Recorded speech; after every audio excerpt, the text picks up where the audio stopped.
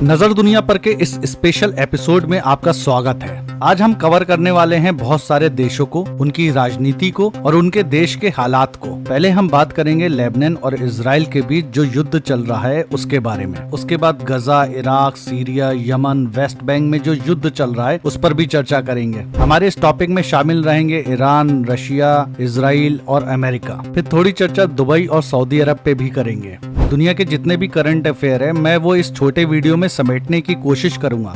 इसके अलावा अगर आपको मिडिल ईस्ट से जुड़ी पल पल की जानकारी चाहिए तो आप हमारा ट्विटर पेज ज्वाइन कर सकते हैं, जहां पे मैं डेली अपडेट करता हूं हर लेटेस्ट न्यूज की।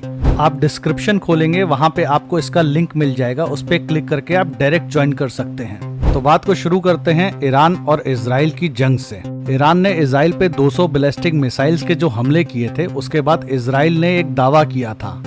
इजराइल ने बोला था कि हम ईरान पे जल्दी अटैक करेंगे, या तो उनके न्यूक्लियर प्लांट को खत्म करेंगे या उनके ऑयल पे वार करेंगे। देखिए, आशाएं कुछ ऐसी भी जताई जा रही थी कि इजराइल ईरान के टॉप लीडरशिप पे अटैक कर सकता है, बिल्कुल बैरूत की तरह। देखिए, इजराइल ने कल एक कैबिनेट मीटिंग बुलाई थी जिसका उद्देश्य ईरान पे हमला करना था, लेकिन ये कैबिनेट मीटिंग पूरी तरह से बर्बाद रही। नेतन्याहू का कहना है कि आने वाले संडे को हम फिर से एक कैबिनेट मीटिंग बुलाएंगे जिसमें फिर से हम इसी मुद्दे पे बात करेंगे कि ईरान पे हमला कैसे किया जाए। आपको याद होगा कि ईरान के परमाणु टेस्ट पे मैंने एक वीडियो बनाया था और इजराइल और ईरान एक दूसरे पे कैसे हमला कर सकते हैं इस पे भी मैंने वीडियो बनाया है। आपको मैंने इस वीडियो में ये भी बताया है, ईरान ने जब परमाणु को टेस्ट किया था उसके तुरंत बाद इजराइल ने मना किया था कि हम ईरान पे हमला करने में अभी कुछ समय लेंगे, क्योंकि ईरान पहले ही ये धमकी दे चुका है अगर इजराइल ने हमारे ऑयल पे हमला किया तो हम मिडिल ईस्ट का सारा ऑयल उड़ा देंगे, और अगर इजराइल हमारे परमाणु केंद्र पे हमला करता है तो हम भी इजराइल के परमाणु केंद्र पे हमला करेंगे। और इसके अलावा ईरान ने एक मैप भी जारी किया था उस समय,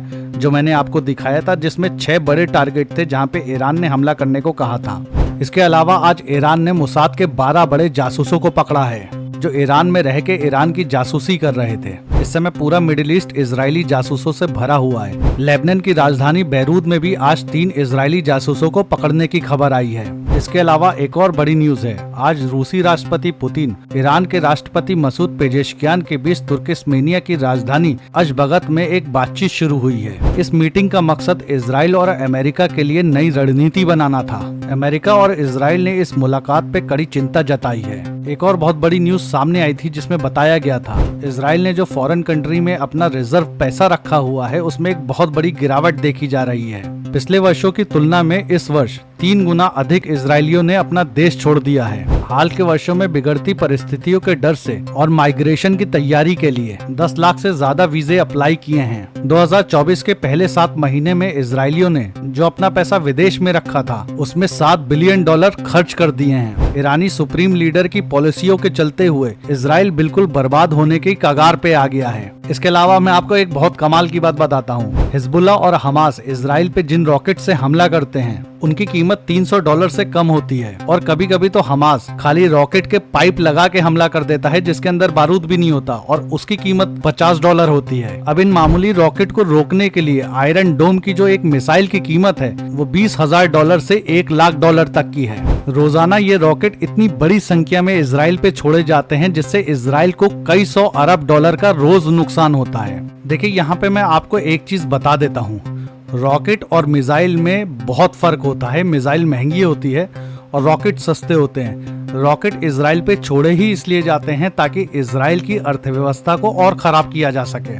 देखिए, जब से हिजबुल्लाह और इजराइल के बीच युद्ध और भी गहरा हुआ है तब से हिजबुल्लाह ने रोज 150 रॉकेट इजराइल की तरफ मारे हैं, जिसमें कुछ बड़े रॉकेट भी हैं। बड़े रॉकेट और ड्रोन से इजराइल के अंदर काफी तबाही देखी जा सकती है, जो अभी हाइफा पे अटैक हुआ था। इसके अलावा इजराइल ने कहा था कि हम लेबनान के अंदर घुस के हिजबुल्लाह के ठिकानों को निशाना बनाएंगे, लेकिन ठीक उसी का उल्टा हो गया है। 7 दिन हो गए हैं, अभी तक इजरायली सेना लेबनान के बॉर्डर के अंदर घुस नहीं पाई है।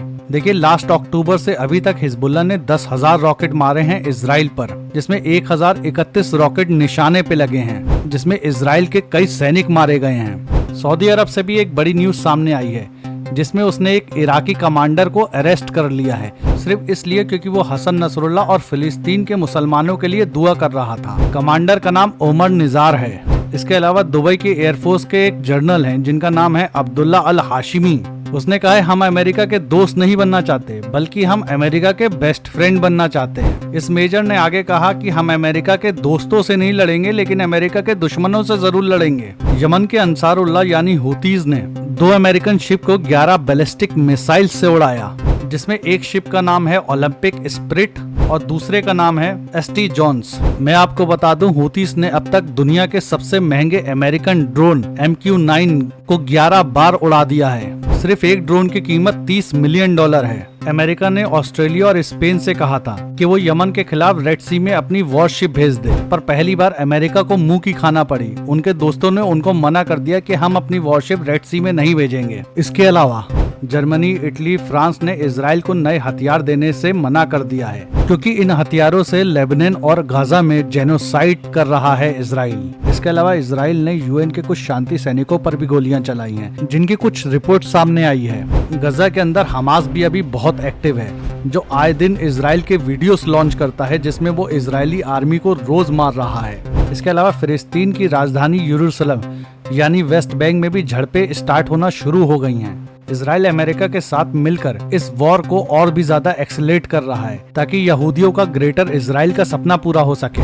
आज 15 दिन बाद ईरानी कमांडर की बॉडी मिल गई है जो हसन नसरुल्लाह के साथ बैरूत में शहीद किए गए थे। आज उनकी बॉडी ईरान लाई जाएगी। इसमें सबसे बड़ी खबर इराक की तरफ से आ रही है, जहां पे कताइब हिजबुल्लाह भी जंग में पूरी तरह से कूद चुका है इजराइल के खिलाफ। इनके हमले में इजराइल के 4 सैनिक मारे जा चुके हैं। हो सकता है जल्दी ही इजराइल को इराक का मोर्चा भी खोलना पड़े लड़ाई के लिए।